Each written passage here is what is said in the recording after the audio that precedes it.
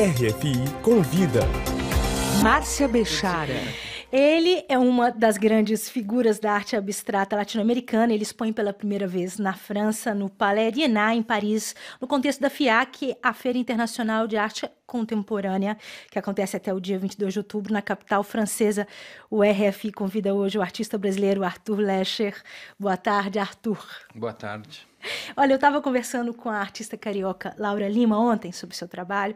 A Laura, que junto com você é um dos grandes nomes da arte contemporânea brasileira, ela me disse que ela te considera um escultor por definição. Eu queria saber se você se sente assim, se você concorda com essa definição. Eu queria que você falasse também um pouquinho sobre Pórticos, o seu trabalho que você apresenta no Palais Iéna. Bom, é um prazer estar aqui com vocês. Bom, a Laura é realmente uma grande amiga e quando ela fala que eu sou um escultor, eu acho engraçado. A palavra escultor é uma palavra que um pouco não define muito o que se faz hoje em arte, e mesmo no trabalho que é tridimensional, que envolve a construção de coisas ou a modelagem. Eu acho que o campo da escultura já cresceu tanto que é difícil você falar em escultura como um Rodin entendia, né? Como no sentido de esculpir, que é de você retirar da matéria ou trabalhar retirando matéria para formar, dar forma às coisas, né? O meu trabalho é mais uma construção, mas é uma construção geralmente tridimensional mesmo. Eu gosto muito de relacionar materiais e fazer com que esses materiais evoquem algum sentido, alguma narrativa. Justamente, existe, a gente estava falando sobre isso, uma aura de máquina, de potência nos seus trabalhos, seja pelos títulos, seja pelo tamanho.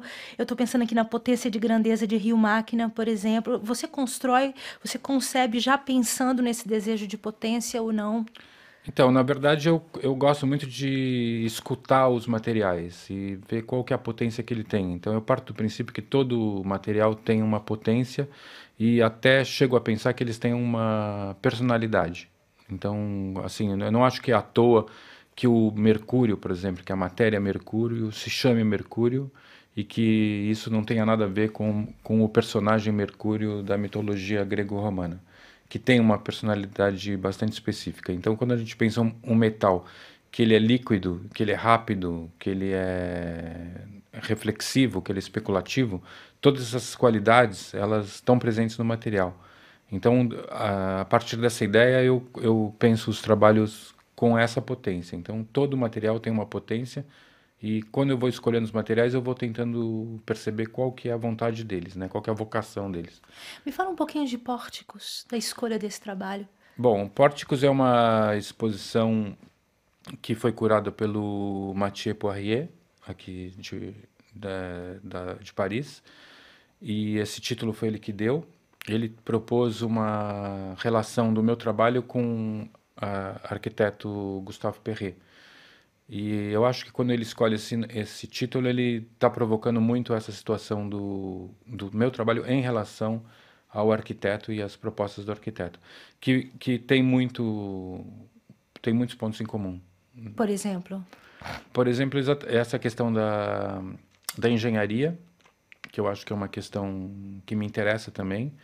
Assim, artista gosta mais de falar de arquitetura do que engenharia, pelo menos no Brasil, acho. Mas a engenharia é uma palavra que eu gosto muito também do tema da engenharia, se a gente pensar em engenharia como o pensamento para construir as coisas, que é exatamente também perceber qual que é a ideia que está por trás das coisas. E esse arquiteto, ele é um arquiteto dos anos do começo do século passado, né? E esse prédio que ele fez, o Palais de Iéna, é de 36 ou 37, e você percebe que tem uma pesquisa muito grande nos materiais, né? Então, mesmo o uso do concreto armado, que era uma novidade, então, se ele era inovador... Nós estamos falando em potência de materiais também. Estamos falando em potência material e também como lidar com isso esteticamente, porque ele consegue fazer relações do material muito pobre, né, que é o concreto armado, barato e pobre, mas ele faz umas relações muito interessantes com metais e com mármore e o próprio desenho, né?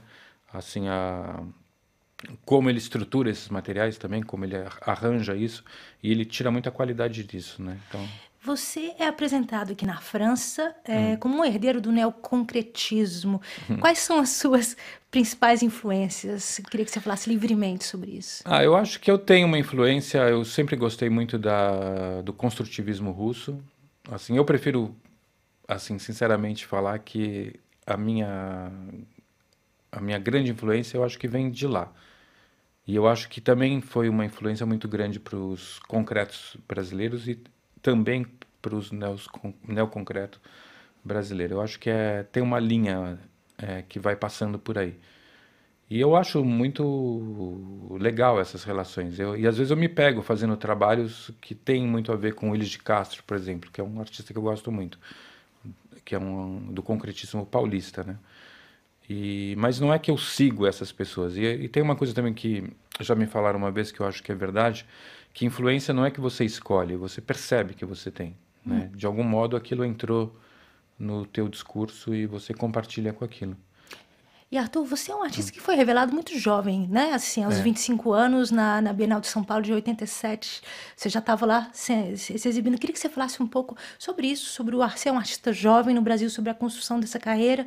E, se der tempo, se a gente tiver tempo ainda, um pouquinho sobre esse momento de censura que vive as artes no Brasil.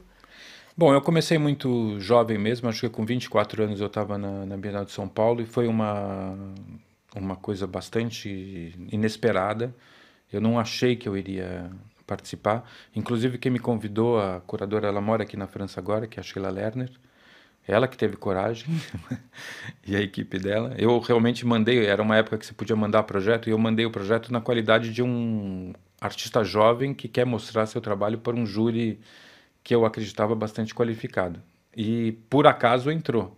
Então eu nem sabia como ia realizar o trabalho. Eu fiz um trabalho tão ousado assim que eu nem sabia como ia fazer. Então, de um certo modo, isso marcou assim o meu trabalho, porque eu acabo aceitando muito esses desafios, né? E você queria falar sobre esse momento? Eu acho que esse momento sobre o nosso Esse comentário político sobre as artes no Brasil, a gente vai deixar para a nossa próxima entrevista. Eu só queria falar que é um momento bastante delicado e que todo mundo que gosta de arte, que acredita em arte, que acredita na liberdade em primeiro lugar, devia prestar bastante atenção nesse momento. Muito obrigado, Arthur Lesch, por sua participação de hoje no RFI Convida. Obrigado você. Até logo.